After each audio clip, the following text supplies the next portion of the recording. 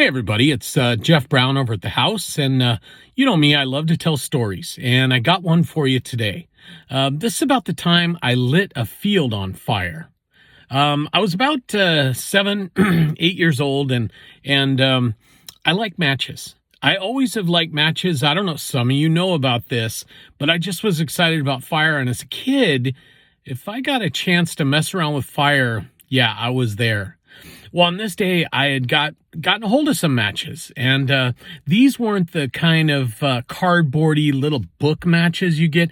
These were big stick matches. I mean, the nice ones with a little red thing on the end, you know.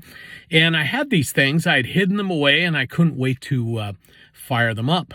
So I get the idea that I'll go out to this field that was right across from the apartments we lived in, and sneak out there and get some of these to lighten. And I don't know what I was thinking, frankly, because first of all, it was in a big open field. Not good.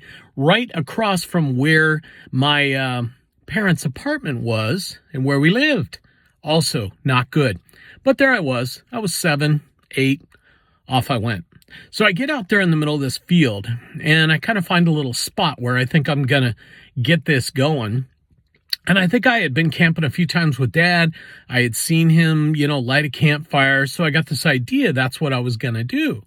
So I went around a little bit, gathered up some sticks, and kind of put them in a pile in the middle of this field, in a little bare spot or whatever it was, and got to firing up matches. I'm going to get this campfire going. I'm lighting up the matches, and one match after the other, I'm not getting it going. Nothing's starting. I really don't know what I'm doing, but I'm having fun lighting these matches. Well, I didn't really get the campfire going, but what I did get going is the grass around the campfire. And right as I noticed that lighting up, now, mind you, this is middle of the summer. This grass is dry as it gets, just a brown field of dry grass. And here it goes. It lit on fire. And I was 7, but I was old enough to know that this wasn't good. So I jumped to my feet and I start stomping on this fire, trying to put it out, and I'm starting to panic. And off to the road on the right, I hear somebody yelling at me, and I look over there, and it's this cop running right at me. And he's yelling, get back, as he runs towards me. Well, he reaches me in short order, and, he kind of just pushes me back.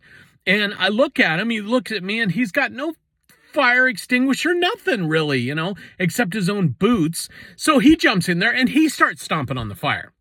And, I see what he's doing, and now he's focused on the fire. So I kind of get back in there and I'm stomping on the fire. And now here we are, a police officer and a little boy in the middle of this big field stomping on a fire like a couple of idiots. And I don't know at what point it happened, but at some point, this cop realized this was not a fire he was going to stomp out. So he kind of grabbed a hold of me, and there was this other little road next to the field between the apartments and this field. There was a little dirt road. So he dragged me over there, I guess, till he got us someplace where we weren't going to get, hurt by the fire. And meanwhile, he's got my arm and he is shaking me and he's yelling stuff at me, do you know what you could have done? You could have killed somebody. Well, here's the thing. The fire was now racing across this field. And next thing you know, I hear sirens. And we didn't live very far from a firehouse. And here comes a fire truck coming up the main road. And right about then, this fire, which was burning out from us as fast as it could go, stopped. It got to the edge of the field. And now, instead of burning out, there were these huge trees. And that fire started burning up. And as you saw it, again, everything's dry. This fire is starting to go up into the trees. And to make matters worse, there's this little house right next to this line of trees. And, so I'm watching this all happen, and it's terrifying, and you hear the fire department, they're yelling things back and forth and trying to get their hoses out.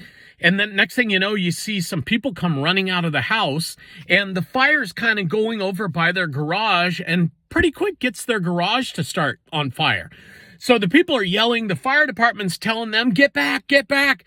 Everybody's got to get back from this fire. That's all I knew at that age. And as I stood there, I'm really focused on the fire, and it's getting up in the trees, and it's just a nightmare.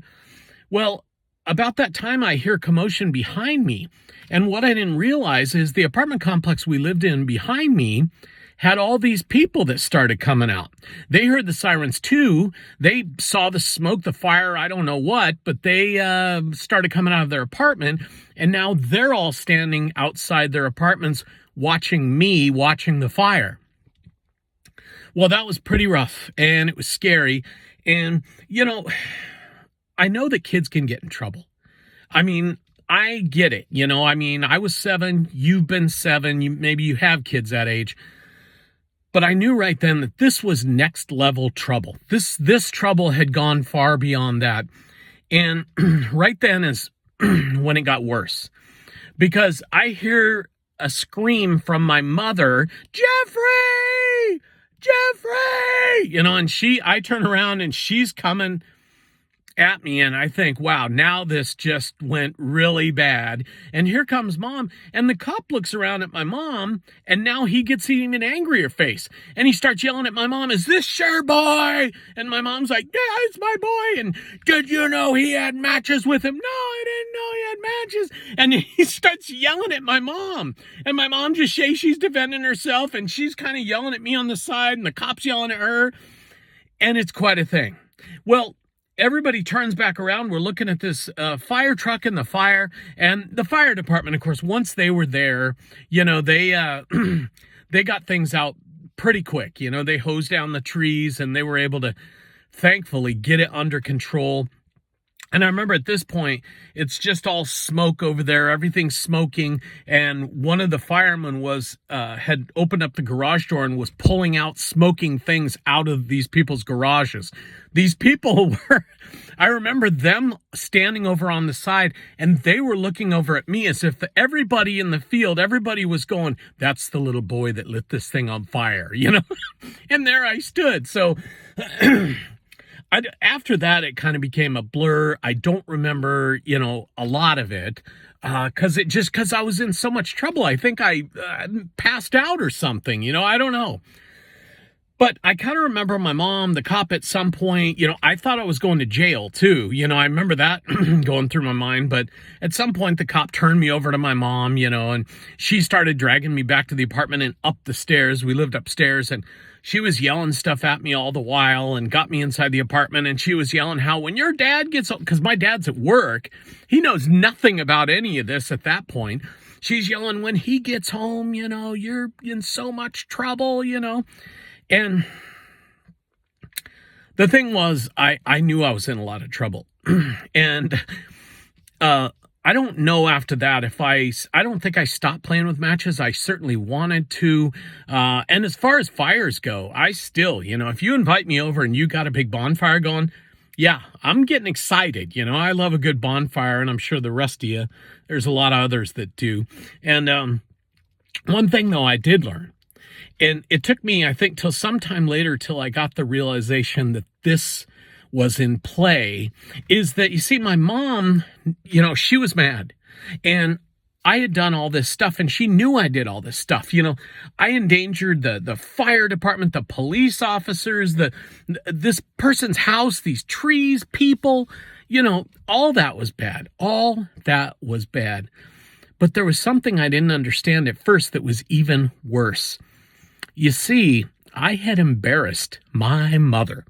Yeah, that's right, because what you have to realize is all the people that were standing out there watching this that lived in our apartment complex, they knew my mom, and they knew I was her boy. And all that other stuff, all the fire business, it was bad. But embarrassing my mother, somehow on some level, that was even worse. And so you can imagine the rest. I mean, I got in so much trouble. It was only, I think, like a week and a half ago that I was no longer grounded. I mean, that's the kind of trouble I got in. So anyway, so there it is. That's my story about the time I lit the field on fire, and what a time it was. So if you like that story, give me a like down there. Maybe subscribe to my page. I got a lot more stories like that, and I love telling them, and I think I'll love telling them to you. So, listen, thanks for listening today to this crazy bunch of shenanigans. I appreciate you, and God bless you, and you have a great day. And hey, I'll be talking to you soon.